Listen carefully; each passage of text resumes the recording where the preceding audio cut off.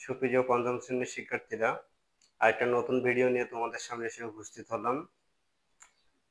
অধ্যায় 6 ক্ষয়ের 10 দাগের 3 নম্বর অঙ্ক। খুবই ইম্পর্টেন্ট একটা অঙ্ক। তোমরা যারা 5-এ বৃত্তি পরীক্ষা দিবে তাদের জন্য অনেক ইম্পর্টেন্ট একটা অঙ্ক। সবাই খেয়াল করো। সাজ্জাদ সাহেবের 24,000 টাকা ছিল। তিনি এই টাকার 12-র 5, অনেকে 5/12 পড়বে, কিন্তু সঠিক হবে 12-র 5 অংশ এতিমখানায়, 8-এর 3 অংশ শিক্ষা প্রতিষ্ঠানে দান করলেন। তার কাছে কত টাকা আছে? ওকে, সাজ্জাদ সাহেবের টাকা ছিল 24,000। তিনি 12-র 5 অংশ এতিমখানায় দান করলেন, আর শিক্ষা প্রতিষ্ঠানে দান করলেন 8-এর 3 অংশ। তার কাছে কত টাকা আছে? আচ্ছা দেখি, প্রথমে আমি সমাধান লিখে নেব।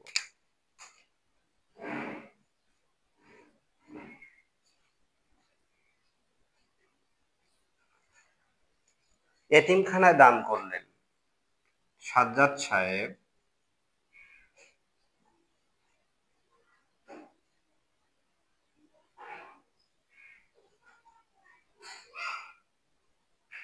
এতিমখানায় দান করলেন।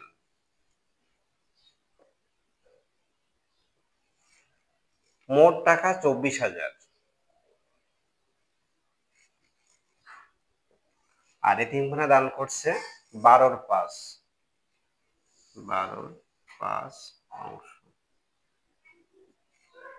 তাহলে দেখি তো, আমি যদি এটা দিয়ে আর এটা যদি কাটাকাটি করি, 12 দিন 24, আর এখানে শূন্য আছে 3টা, 5 আর 2 গুণ করলে 5 দিন 10, আর এই 3টা শূন্য আমি বসিয়ে দিব। এতিমখানায় দান করলেন কত টাকা? 10,000 টাকা।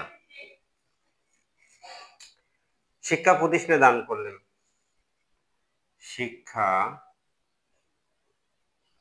প্রতিষ্ঠানে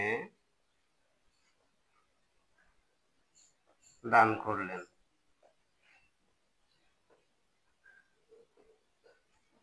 24,000 গুণ 8-এর 3।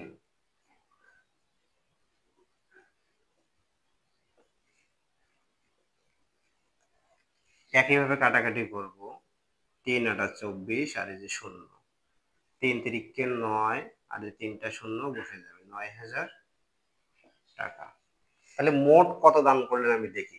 এতিমখানা আর শিক্ষা প্রতিষ্ঠানে মোট কত দান করলেন? তাহলে লিখবো যে তিনি এতিমখানা ও শিক্ষা প্রতিষ্ঠানে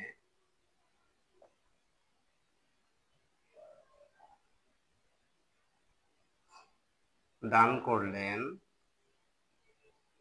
কি করে দেব? যোগ করে দিব। 10,000 টাকা, 9,000 টাকা, 10,000 যোগ এই যে 9,000 টাকা, তাহলে কত হবে? 19,000 টাকা।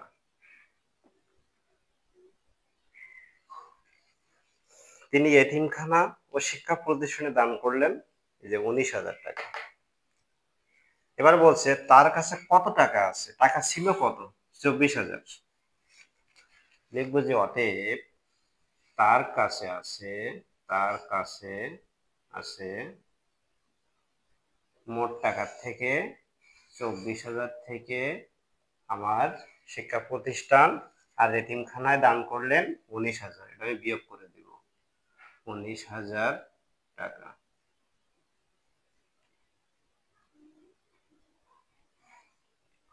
তাহলে 24-এর থেকে 19 বিয়োগ করলে এই যে 5,000 টাকা। এটাই ছিল অ্যান্সার। 10 দাগের 3 নম্বরের এটাই ছিল অ্যান্সার। অবশ্যই ভিডিওটা ভালো লাগলে লাইক, কমেন্ট, শেয়ার, আর নতুন যারা আমার চ্যানেলে আছো অবশ্যই সাবস্ক্রিপশন করে আমাদের পাশে থাকবে। সবাই ভালো থেকো, সুস্থ থেকো।